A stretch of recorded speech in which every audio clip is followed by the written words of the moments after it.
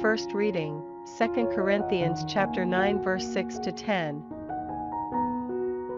But remember, anyone who sows sparsely will reap sparsely as well, and anyone who sows generously will reap generously as well. Each one should give as much as he has decided on his own initiative, not reluctantly or under compulsion, for God loves a cheerful giver. God is perfectly able to enrich you with every grace, so that you always have enough for every conceivable need, and your resources overflow in all kinds of good work.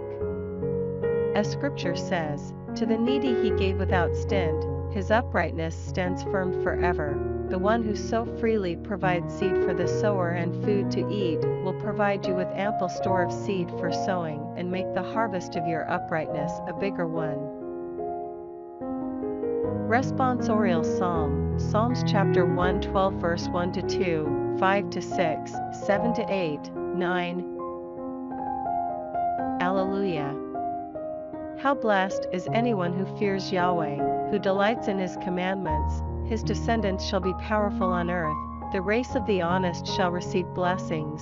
All goes well for one who lends generously, who is honest in all his dealing. For all time to come he will not stumble.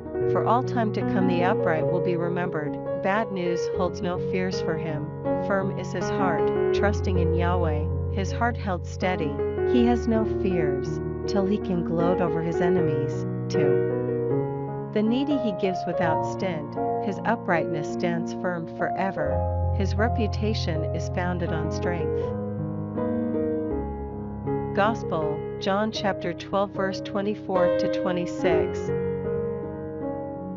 In all truth, I tell you, unless a wheat grain falls into the earth and dies, it remains only a single grain. But if it dies, it yields a rich harvest. Anyone who loves his life loses it. Anyone who hates his life in this world will keep it for eternal life.